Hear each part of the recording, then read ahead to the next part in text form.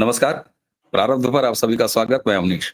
Channel आपने subscribe किया है, इसके लिए आपको बहुत-बहुत धन्यवाद। वीडियोज़ आप लाइक करते हैं, इसके लिए भी धन्यवाद। शेयर करते चलिए और हाँ, चैनल का बेल आइकन ज़रूर दबा के रखिए ताकि कोई अपलोड हो प्रारब्ध पर, उसकी सूचना सीधे आपको मिले। हमारे साथ आज एक समृद्ध पैनल है। हमारे साथ हैं ज्योति जी और उसी के साथ मंजरी जी। और मंजरी जी अब एक नए तरीके से हम सबके बीच में हैं। आपका अपना चैनल न्यूज़ होलिक मंजरी। इस वीडियो के डिस्क्रिप्शन में आपको मंजरी जी के चैनल का लिंक मिल जाएगा। जिस तरीके से आप स्नेह प्रारब्ध को देते हैं, मंजरी जी के चैनल पर भी ज़रूर जाएँ और उसे ज़्यादा से ज़्यादा सब्सक्राइब करें। आप दोनों का बहुत-बहुत स्वागत। नमस्कार। नमस्कार, धन्यवाद। जी। जी। आइए सबसे पहले एक ज़रा वीडियो देखते हैं। दरअसल ये वीडियो है अरुणाचल प्रदेश और Arunachal Pradesh indigenous youth organisation के अध्यक्ष तारो सोनकम लियाक।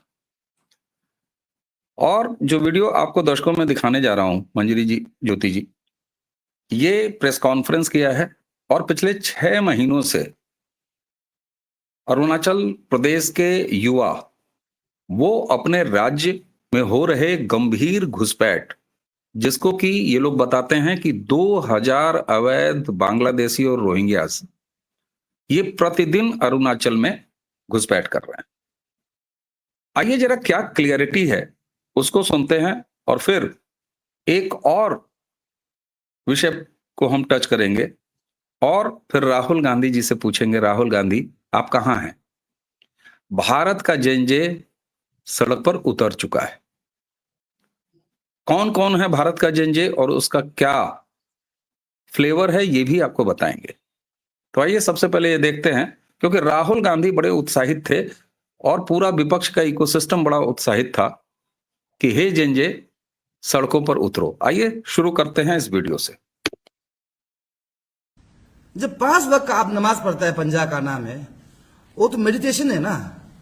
उसमें आपका दिल दिमाग शांति होना चाहिए। वो 5 वक्त का नमाज पढ़ने का बाद भी उसका दिमाग में एक शैतान जाग के बैठता है। और ये लंपिया तुमको हम सीधा बोलता है, किसी कंधा में हाथ रख के गोली चलाने का बात मत करो। आप प्रोवोक कर रहे हैं उल्टा। आप लोगों को 7 दिन का समय दो, एक एक को यहां से बुलडोजर से निकाल के रखेगा, हटा देगा हम लोग यहां से, कदे देगा यहां से, तब टाइम नहीं लगेगा हम लोग। दिल्ली रेड फोर्ट में एक बड़ा धमाका हुआ है। वो क्या आदमी था? वो हिंदू था क्या? वो मुस्लिम ही है ना। सुना आपने राहुल गांधी। आइए आपको एक और भारत का जेनजे सड़क पर उतरा और एक लंबी यात्रा की, उसकी भी तस्वीर आपको दिखा देते हैं। ये लीजिए, सनातन का एक युवा धीरेन्द्र शास्त्री जेनजे है भारत का, और ये भी सड़कों पर है। राहुल गांधी आप कहां हैं? बहुत शौक था जेनजे उतारने का। तो लीजिए, अरुणाचल प्रदेश के युवा अवैध घुसपैठ के खिलाफ सड़क पर उतर चुके हैं। 7 दिन का अल्टीमेटम दिया है। बाबा बागेश्वर का युवा संत धीरेन्द्र शास्त्री एक लंबी यात्रा के बाद, जैसे सनातन हिंदू एकता यात्रा, और उसके बाद वृंदावन में उसका समापन हुआ। लाखों लाखों लोग, बड़े बड़े संत महात्मा, आम आदमी उसमें शामिल हुए। ये भारत की चेतना है।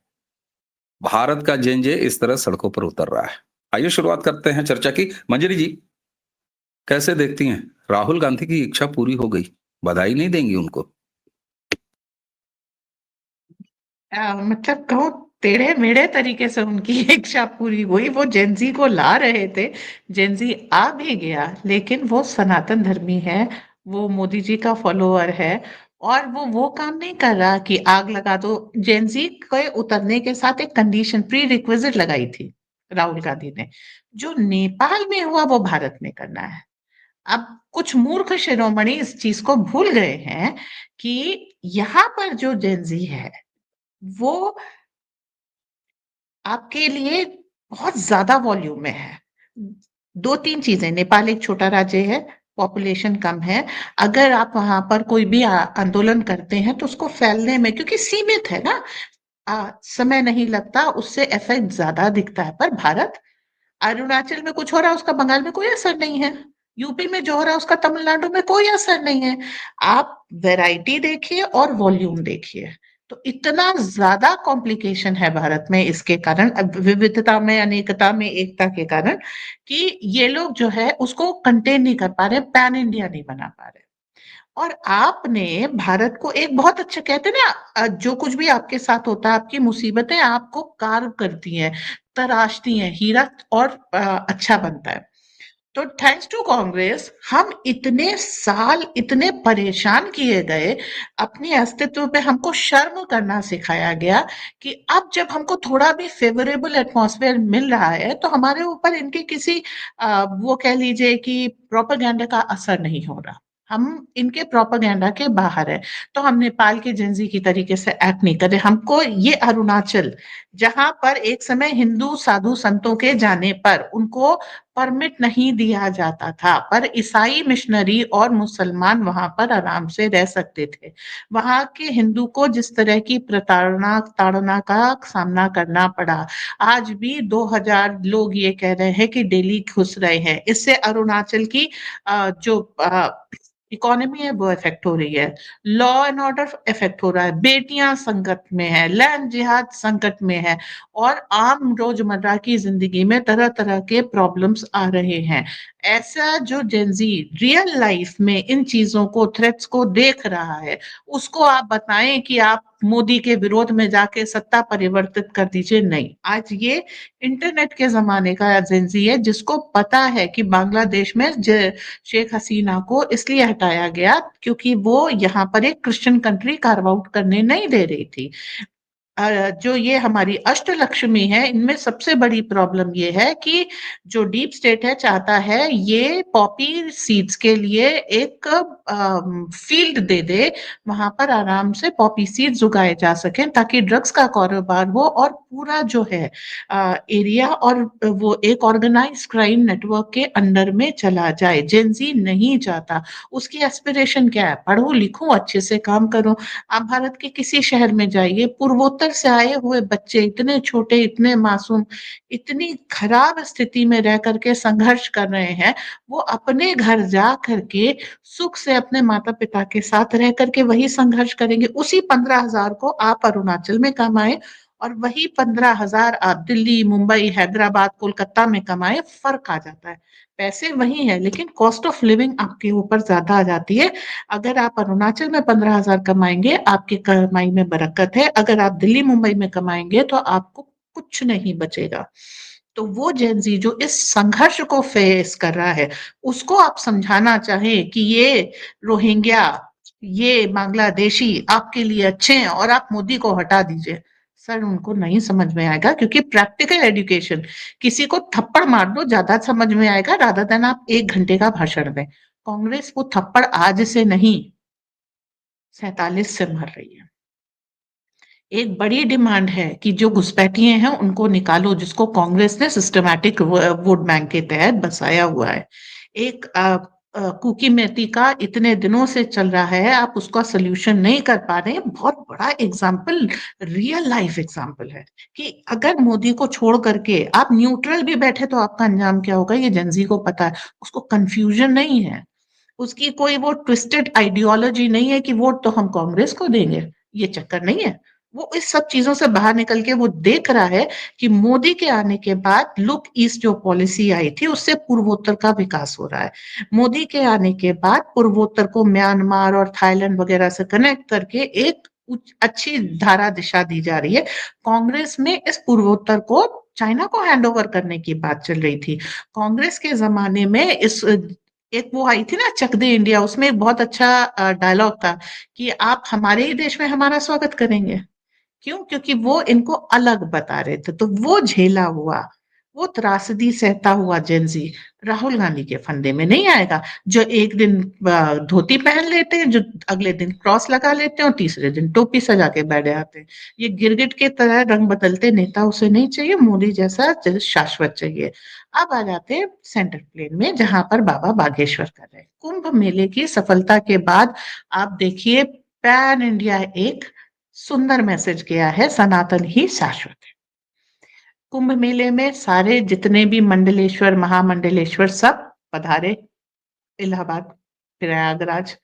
वहां पर योगी जी ने हर पंडाल को विजिट किया।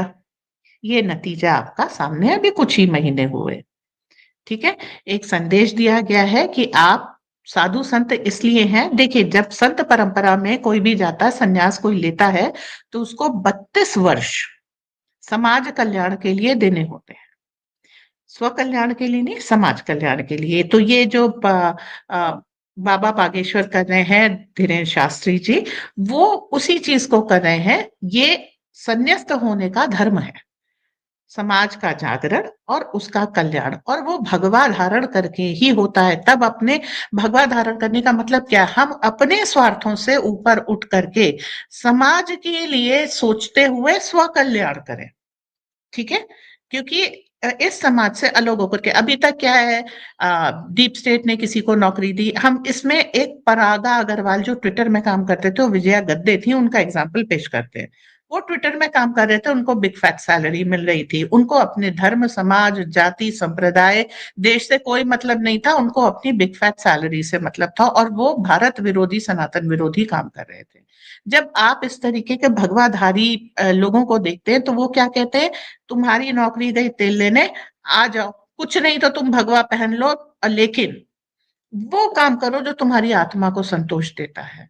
समाज जो भौतिक जो चीजें हैं जिनको ये पाश्चात्य संस्कृति सर्वोपरि बता रही है, उन भौतिक सुखों से उठ करके आध्यात्मिक सुख सर्वोपरि है। इसलिए आज की जेंजी भजन नाइट्स में जा रही है। वो पुराने तरीके से ढोल मंजीरे के साथ नहीं है, वो बैंड्स की तरीके से है, but they are enjoying it. क्यों? वो उनके हिसाब से थोड़ा सा मोल्ड करके, और उनकी आत्मा को शांति देने वाला है। तो ये जो चीजें हैं, इसीलिए अच्छा, नेपाल में आप आराम से बना सकते हैं, क्योंकि आपको 1000-2000 को देना है। जेंजी का आवाहन करके आपने, ये जेंजी ही था ना जो डॉक्टर्स है, जिन्होंने आज से वो क्या नाम है, रिसीन रिसीन, और ये अभी जी जी दिल्ली पास का ये किया है, तो आया वो बिल्कुल। जेंजी भी आया, फिर उसकी वो क्या भी जंजीर। दुर्दशा हुई। हाँ, वो भी जेंजी है, और उसकी दुर्दशा भी आपके पास साक्षात लाइव एग्जाम्पल है। जेंजी का अपने बांग्लादेश की जो दुर्गति की है, वो भी आपके सामने साक्षात लाइव एग्जाम्पल है।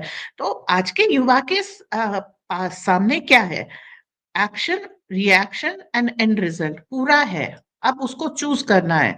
मेरे ख्याल से राहुल गांधी का विकास हो जाए, इसलिए वो अपने जीवन में आग नहीं लगाएगा। जी। बिल्कुल। और जिस तरीके से आपने दिल्ली ब्लास्ट के बाद ये जो पूरा उनका जेंजे, जिसको मैं हरा जेंजे बोल दूं, हरा जेंजे की तासीर, और शायद इसी जेंजे को उतारना चाहते थे राहुल गांधी सड़क पर, लेकिन वो सड़क पर नहीं, वो तो बम बन के फूट गया। मंजरी जी, आपने जो बात बताई, अब मैं चलता हूं जरा ज्योति जी की तरफ। और दर्शकों, एक बार फिर मैं आपको जो वो वीडियो है, Arunachal Pradesh indigenous youth organisation के अध्यक्ष तारो सोनम लियाक, ये 6 महीने 7 महीने से सक्रिय है ये ऑर्गेनाइजेशन युवाओं का अरुणाचल में, और अपने अरुणाचल की बदलती डेमोग्राफी को सुधारने के लिए। इससे पहले ईटानगर में एक अवैध मस्जिद के खिलाफ ये उतरे सड़क पर, घनघोर प्रदर्शन किया। और ये जो प्रेस कॉन्फ्रेंस है, इसको सुनना एक बार बहुत जरूरी है, और मैं चाहूंगा कि एक बार जरा और सुन लें हम इसको। और दर्शकों, फिर मैं बताता हूं, बहुत सारे लोगों को प्रोनाउंसिएशन ये जो है साफ साफ हो सकता है पता ना चला हो, लेकिन जरा सुनिए, और साथ में मैं बताऊंगा ये क्या रहा है बंदा। नमाज पढ़ता है पंजा का नाम है, वो तो मेडिटेशन है ना। जब 5 वक्त आप नमाज पढ़ता है पंजा का नाम है, वो तो मेडिटेशन है ना। उसमें आपका दिल दिमाग शांति होना चाहिए। वो 5 वक्त का नमाज का पढ़ने का बाद भी उसका दिमाग में एक शैतान जाग के बैठता है। और ये लंपिया तुमको हम सीधा बोलता है, किसी कंधा में हाथ रख के गोली चलाने का बात मत करो, आप प्रोवोक कर रहे उल्टा। आप लोगों को 7 दिन का समय दो, एक एक को यहां से बुलडोजर से निकाल के रखेगा, हटा देगा हम लोग यहां से, कदे देगा यहां से, तब टाइम नहीं लगेगा हम लोग। दिल्ली रेड फोर्ट में एक बड़ा धमाका हुआ है, वो क्या आदमी था? वो हिंदू था क्या? वो मुस्लिम ही है ना। दर्शकों, मैं आपको बता दूं, बहुत सारे लोगों को एक शब्द इसने सीधे बोला है कि ये जो बांग्लादेशी है ना उसको भगा देगा, निकाल देगा, 7 दिन का टाइम दे रहा है और उसके बाद दिल्ली बम धमाकों को साफ-साफ कह रहा है कि वो क्या हिंदू थे। अब एक बात आपको याद दिलाऊं, नॉर्थ ईस्ट के बारे में 2014 से पहले एक आम धारणा क्या थी, साहब सब क्रिश्चियन हो चुके हैं और ये सही बात है। ये क्रिश्चियन जो कन्वर्जन है उसके खिलाफ भी ये ऑर्गेनाइजेशन लड़ रहा है, अवैध घुसपैठ के खिलाफ भी लड़ रहा है। लेकिन आप जरा याद कीजिए, कहा जाता था हिंदू थोड़ा ही है आदिवासी, ट्राइबल हिंदू कहां होता है। लेकिन ऐसे इकोसिस्टम को ये थप्पड़ है कि सनातनी ट्राइबल हिंदू है। हिंदू चेतना के लिए अरुणाचल का युवा जंजे राहुल गांधी खड़ा हो गया है। मणिपुर में आपका खेल खराब हुआ, पूरा नॉर्थ ईस्ट भगवा में है, भाजपा में है, राष्ट्रवाद को जी रहा है। और यहां नॉर्थ इंडिया के मैदान इलाके में क्या हो रहा है साहब, लाखों लाखों लोग धीरेन्द्र शास्त्री 30 से नीचे हैं, 29 साल के, और आप तो अभी भी युवा है ना, 60 के पहुंच रहे हैं करीब और आप युवा हैं। ज्योति जी, एक तरफ भारत द्रोहियों की एक साजिश, कभी बांग्लादेश करा दो, कभी जंजे उतार दो, और ये तो सहज रूप में यहां जंजे उतर रहा है और ये गजब उतर रहा है। इसको तो किसी ने प्रोवोक नहीं किया। कैसे देखती हैं आप, ये कहां से हो रहा है और स्वतः क्यों हो रहा है? ऐसा क्या बदल गया भारत में? जी ज्योति जी। नहीं, मैं बदलने से पहले कहूंगी कि भारत के मूल में सनातन है। ये जो पूरा आर्यवर्त है, जिसको हम अपना मतलब हिंदुस्तान कहें, भारतवर्ष कहें, वो पूरे आर्यवर्त का इलाका, ये पूरा सनातनी है। अब हम मैं मानती हूँ कि कुछ वर्षों हम बहक गए, बहल गए, टहल गए, ये सारी चीजें हुई। लेकिन अगर हम ये माने, जो बच्चे पढ़ भी रहे हैं और आज इंफॉर्मेशन जिस तरह से मिल रही है, जिससे हमें वंचित रखा गया, इंटरनेट नहीं था, हुआ नहीं करता था, एक मेल तक करने में हम लोग को प्रॉब्लम हुआ करती थी या फिर साइबर कैफे जाना पड़ा करता था। अब घरों में बच्चे लेकर बैठे हुए हैं और इवन जो सड़क पे मजदूर बना रहे हैं ना सड़कें, उनके बच्चों के हाथों में मोबाइल में वो वीडियोस देखते हैं और मोबाइल डेटा यूज करके करते हैं। तो मैं हैरान हो जाती हूँ कभी-कभी कि देखो कहाँ हमारा देश कहाँ पहुंचा है कि छोटे बच्चों को माएं और उनके जो फादर हैं जो मजदूरी कर रहे हैं, बच्चों को वहां बिठा देते हैं कि तुम मोबाइल देखो और वो मजदूरी कर रहे हैं। तो हमारे यहाँ जो टेक्नोलॉजी का विस्तार हुआ, इंफॉर्मेशन का डिसेमिनेशन हुआ और बहुत बल्क में फ्लडेड होके आई, तो वो और कुछ जिस तरह से लोगों ने भी अपने बातें बताई पुराने ऐतिहासिक, आप देखिए हम इतिहास में सनातन में अगर हम पीछे जाएं, अपने इतिहास में हमारे कितने वंश रहे जिनको स्वर्ण काल कहा जाता है, गुप्त वंश है, मौर्य वंश है, तो वो किस पे आधारित था? तब तो अंबेडकर की लोग तो ये नहीं था ना, संविधान नहीं था। कौन सा संविधान था? तब हमारे सनातन का ही संविधान था। उसमें पुराण लिखे गए उस जमाने में, सोचिए। और क्या कहते हैं कि सारा मूल चाणक्य ने जो करा वो सब सनातन से संबंधित, सारी अर्थव्यवस्था, सारा गणित, ज्योतिष, विज्ञान, पूरा डेवलपमेंट और कैसे हमें जीना है। उसमें ऐसा नहीं था कि धर्मनिरपेक्षता नहीं थी। उस जमाने में भी वैदिक राजा हुए और उन्होंने क्या किया, उन्होंने बौद्ध धर्म, जैन धर्म को प्रमोट किया। तो ऐसा नहीं था कि वहां पे मतलब सिर्फ हम वैदिक लेकर चल रहे थे, प्रमोट भी किए गए, लेकिन वो सब हिंदू सनातन से ही निकले।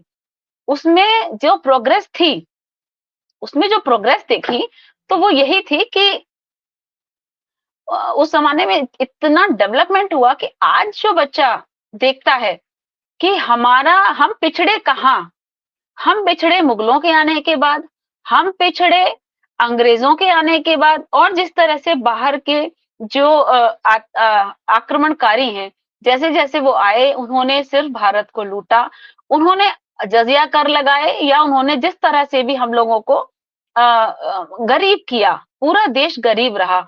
उसके बाद देखिए वामपंथ की सरकार आई, कांग्रेस सरकार आई, इन्होंने भी कोई डेवलपमेंट नहीं किया, इन्होंने भी हमको लूटा। तो हम अब तक लुटते ही आ रहे थे। सोचिए कि भारत कितना समृद्ध रहा होगा सनातन काल में जब अपने शासन था, कि वो आज तक लुटकर भी इस स्थिति में रहा। मैं कहीं कल पढ़ रही थी कि मनरेगा में कितने हजार करोड़ का हर साल का घोटाला कांग्रेस ने किया, ये मैंने पढ़ा। अब आप सोचिए, जो लोग इस तरह से दीमक की तरह चाट रहे थे, वो देश का क्या भला कर रहे थे? कितने हम लोगों ने कितने हजारों के घोटाले हम अखबारों में रोज पढ़ा करते थे। तो क्या डेवलपमेंट के लिए घोटाले हो रहे थे? ये सब युवाओं ने देखा है, लेकिन क्योंकि उस टाइम वो हम कुछ कर नहीं सकते थे, सरकार उनकी थी, सिस्टम उनका था, तरीके उनके थे। वो चाहते थे कि हम गरीब रहें और गरीबी के नाम पे कटोरा लेके हम विदेशों में बैठे रहें और फिर जिस तरह से वो हमें चाहते थे, हमारे देश को चलाते थे। आज 14 से जो स्वतंत्रता आई है, उसमें फिर से वापस उस धूल को हटाया जा रहा है, जिस तरह की धूल चढ़ा दी गई थी, कवर कर दी गई थी। और ये कहा गया था, जब प्रधानमंत्री कह दे कि पहला हक मुसलमानों का है, तो सनातन कहाँ गया, हिंदू कहाँ गया? तो ये तो मतलब एक दिल तोड़ने वाली बात करी थी ना। जिनका राष्ट्र है, जो 80% अगर माना जाए, तो 80% तो हम थे ना। हम लोगों को दबाकर, कुचलकर आप किसी और को, जो बाहर से इन्वेडर्स आए थे, उनके फॉलोअर्स को जो कन्वर्ट कर गए, उन लोगों को आप बढ़ाना चाहते। ये मानसिकता हम लोगों को मिली, जिससे हमें पीड़ा हुई। और वो पीड़ा का ही अंजाम था कि जब हमें कोई एक व्यक्ति शिवाजी के रूप में नजर आता है, तो हम सब मिलकर उसको वोट देते हैं। लोकतांत्रिक रूप से युद्ध था। उस युद्ध में हमने पूरे सनातन के रिवाइवल का काल वो 2014 से स्टार्ट हुआ है, आ नहीं गया है, स्टार्ट हुआ है। तो अब हम उसी प्रगति पर आगे चल रहे हैं। हमारे साथ समस्या ये है, जितने भी लोग हैं, कि हम सोचते हैं कि स्विच ऑन और स्विच ऑफ की तरह हो जाएगा। इतना आसान नहीं है, वो कर रहे हैं। कब की धूल है जो हटानी है, कितने कारपेट्स हैं जो उखाड़ने हैं, और कैसे उखाड़ने हैं और कब उखाड़ने हैं, उनके नीचे क्या है, वो सारा कुछ वो देख रहे हैं। और महसूस कहाँ हो रहा है? महसूस हो रहा है हमारे और हमारी जो जेनजी है, उसके दिल में। देख हम भी रहे हैं, आज भी हम अखबार पढ़ते हैं, समाचार सुनते हैं, और फ्लडेड जो इन्फॉर्मेशन यूट्यूब से आ रही है और सोशल मीडिया से आ रही है, वो सारा युवा पढ़ रहा है। वो क्रॉस चेक करता है, हमसे ज्यादा इन्फॉर्मेशन वो फटाफट गैदर कर लेते हैं। तो वो क्रॉस चेक करते हैं, उनको कोई बहका नहीं सकता।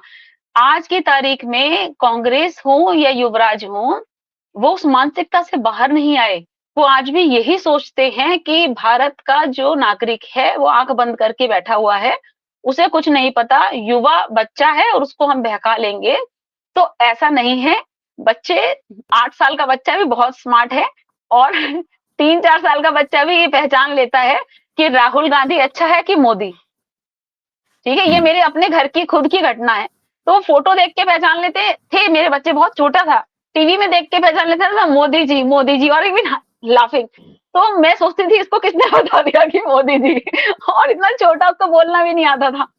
तो वो चीज है। इवन राहुल गांधी का पूछती थी तो तुतला के बोलता था कि ये अच्छा नहीं है, ये अच्छा नहीं है ना, अच्छा नहीं, ऐसे। तो मैं और मेरे हस्बैंड हैरान हो जाते थे देख के कि इनको किसने बताया। देखिए, इनको बताया नहीं जाता बच्चों को, ये उसकी फीलिंग है, ये वो वाइब्रेशन है जो टीवी पे देखकर भी बच्चा महसूस कर रहा है। बिल्कुल उसको उनमें कुछ औरा नजर आ रहा था ना, प्रगति का, बिल्कुल प्रेम का, राष्ट्र प्रेम का। और ऐसा लग रहा होगा शायद बच्चों को भी, जो हमें लगता है कि हमसे कोई तार तो जुड़ा है, जो हमारी बात है वो उन तक जाती है, और वो डेवलप कर रहे हैं उस चीज को। तो वही बिल्कुल। सनातन धीरेन्द्र शास्त्री जो है, वो युवा हैं, और ऐसे युवा भी और आएंगे। और मैं कहती हूँ आने चाहिए, और आने चाहिए, जो अलग अलग तरीके से इस तरह से समाज को कनेक्ट करेंगे। और सबसे बड़ी बात यह है कि विदाउट इन्विटेशन गांव-गांव से लोग जुड़ रहे हैं, अपने आप जुड़ रहे हैं, और युवा बहुत उत्साह से जुड़ रहा है। तो क्यों जुड़ रहा है? खाली धीरेन्द्र शास्त्री को देखने के लिए नहीं, वो इसलिए कि हमारा एक सहयोग होगा कि हम भी वहां गए और हमने सनातन को सपोर्ट किया। बिल्कुल बिल्कुल साहब। और चाहे वो अरुणाचल के तारो सोनम लियाक हों या धीरेन्द्र शास्त्री हों, और या बिहार का जनजे हो। बिहार के जनजे ने जो किया है, उसने एमवाई जो पूरा समीकरण था उसको बदल दिया है। एम चला गया ओवैसी के पास और वाई यूथ वो कहां चला गया, और खुद जातीय राजनीति करने वाले तेजस्वी और लालू की थाती को ही उसके नीचे की जमीन उसने खींच ली। अगर नहीं खींची तो खेसारी लाल यादव छपरा से हार गए, तेजस्वी हारते हारते बच गए।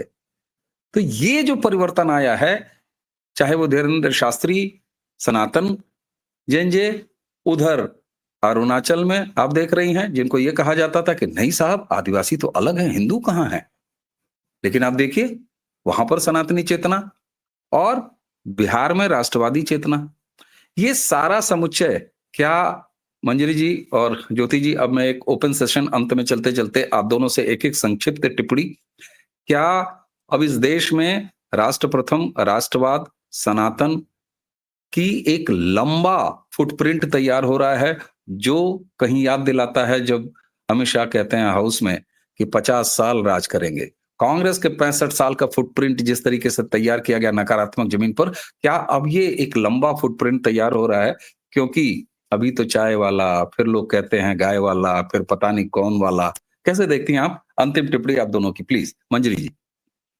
ओके, देखिए सनातन नैसर्गिक है, जो आपके सिस्टम को और उसको भारत नैसर्गिक धर्म पे चल रहा है, उसको हमने सनातन का नाम दिया। ये जो कांग्रेस का रूल था ये कृत्रिम था, आपके विरोध में जो जा रहा है, हम आपको बताएंगे कि आपको क्या करना है, डोंट यूज योर ब्रेन, इस तरह का एक जो अनैसर्गिक सिस्टम था उसको लोगों करे। अब इन्होंने जो बात की तारा ने, उसने क्या कहा, हम इनको उखाड़ फेंकेंगे, क्योंकि जब आपको बांग्लादेश दे दिया गया तो आप हमारे यहाँ डेमोग्राफी चेंज क्यों कर रहे हैं? हमारे यहाँ मदरसे बना करके, मदरसे क्या है, जो बॉर्डर पे बने हुए मदरसे हैं वो इन्फिल्ट्रेशन फैसिलिटेशन सेंटर है, ठीक है। आप म्यांमार से आइए, कहीं से आइए, अभी महाराज जी ने यूपी में इतने मदरसे खत्म किए जो महाराजगंज वगैरह नेपाल ये सब साइड से। एरिया था, नेपाल नेपाल साइड से साइड। इन्फिल्ट्रेशन बंद किया। तो ये बिल्कुल। स्पिल ओवर इफेक्ट जो हमारे यहाँ गंदगी छलक छलक के आ रही है, वो यही तो कह रहे हैं कि हम इनको बाहर करेंगे। और बांग्लादेशी, जब तुम्हें तुम्हारा देश मिल गया, अब बांग्लादेश एक बहुत बड़ा तो निकलो, एग्जाम्पल है जाओ, दफा जनसंख्या, हो यहाँ से। बहुत बड़ा। बिल्कुल आपने बिल्कुल। भारत के टुकड़े करके ज्यादा भूमि ली, और भूमि लेने के बाद आपने क्या किया, वही बवाल, अब आपको बाकी का भारत चाहिए, तो आपको नहीं देंगे संतुष्टि ना। होने नहीं है। और एक चीज आप ये बताए, नेचर भी हमको बताता है कि बिल्ली को बहुत ज्यादा कॉर्नर कर दोगे तो वो भी अटैक कर देगी, ठीक है। This is what is happening. अब हमको हमारा देश चाहिए और हम यहाँ पे चाहिए। संप्रभु हैं। अब हमारे बिल्कुल। हक की बात होगी। मोदी का आना क्या है, हिंदू हक की बात, कि बात एक कर। समय जब हम अपने हक की बात करते तो हमको चुप करा देते, पहला हक मुसलमान का है। क्यों भाई, बिल्कुल पहला हक नहीं है मुसलमान साहब। का बांग्लादेश में हो, पाकिस्तान में हो, सऊदी अरब में हो, भारत में पहला हक मेरा है। बिल्कुल, और भारत में इसी, पहला हक मेरा है। मंजरी जी और ज्योति जी, आपसे बस अंतिम 1 मिनट, जो हिंदू हित की बात करेगा वही देश पर राज करेगा। कैसे देखते हैं इसको? नहीं, बिल्कुल सही बात है। भारत में रहना होगा तो भारत भारत कहना होगा, और हम राम के हम वंशज हैं, और हम लोग अब मान गए हैं। अब हमें कोई डर नहीं है राम राम बोलने में। हमारे देखिए पुरखे राम राम ही बोलते थे, नमस्ते भी नहीं बोलते थे, राम बिल्कुल राम बोलते थे। बिल्कुल ऐसा क्या बिल्कुल। हुआ कि हम लोगों ने राम राम कहना बंद कर दिया? कोई तो डर होगा। क्यों कहा गया, ये किसने भरा कि गुड मॉर्निंग करना है? हाँ, विश करो, क्यों करें विश? हम अमृत क्यों ना करें? हाँ, तो ये जो चीजें हैं, इस तरह की चीजें हमें भरी गई धीरे धीरे, जो हम लोग बिल्कुल समझे भी नहीं। हमारे पूर्वज नहीं, मतलब हमारे पेरेंट्स नहीं समझे होंगे उस जमाने में, या ग्रैंड पेरेंट्स नहीं समझे। लेकिन अब ऐसी स्थिति नहीं है। अब युवा खुल चुका है, और युवा शक्ति जो होती है ना, वो जब एक स्ट्रांगली जुड़ती है तो बवंडर बन जाती है। उस तभी कहते हैं ना, गर्म खून है और जोश है। वो जोश हमें बिहार में देखने को मिला। उनको ये पता है कि हमसे बहुत कुछ छिन चुका था। जब बिल्कुल घरों में बंटवारे होते हैं ना, तो सबसे अधिक एग्रेशन किसको आता है? युवा को आता है। बुजुर्ग लोग तो फिर भी बैठे रहते हैं। उसको लगता है कि मेरा ये छिन गया था, मेरा ये छिन गया था, मुझे ये नहीं मिलेगा। तो यहाँ भी यही है कि जो हमारी जेनजी है उसको पता है कि बांग्लादेश दे दिया, पाकिस्तान दे दिया, और आज भी यहाँ तरह तरह के आप कांड कर रहे हो। यहाँ भी आप नहीं करने दबकर देंगे। शांति से नहीं बैठ रहे हो।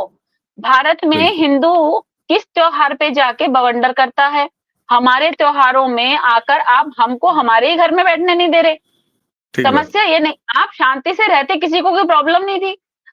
भाई क्रिश्चियन रहते हैं, वो कन्वर्ट करते हैं, है ना, उनको भी एक अलग ही अपना पांव पसारना है, इलास्टिसिटी उनकी बढ़ती जा रही है। ये लोग हैं, इनका हर तरह से चल रहा है, कैसे कैसे मतलब जो भी चल रहे हैं इनका कि इससे शादी करो, ऐसे करो, वैसे करो, वो सारा कुछ जो चल रहा है। तो अब आप ये देखिए कि इनको शांति नहीं है कहीं।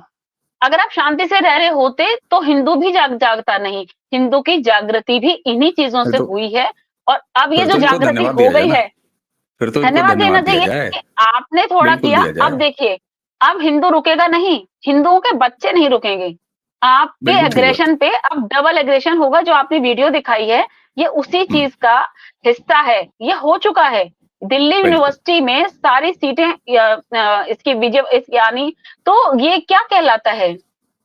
सारी जंजय की सारी क्रांति आ हमारी गई है, जंजय की क्रांति आ जेन जे गई की है। क्रांति आई है। बिल्कुल। और आप ये देखिए, जहां जहां भी होगा इलेक्शन, ये सबको लग रहा है कि वोट चोरी है, फलाना, ऐसा कुछ नहीं है।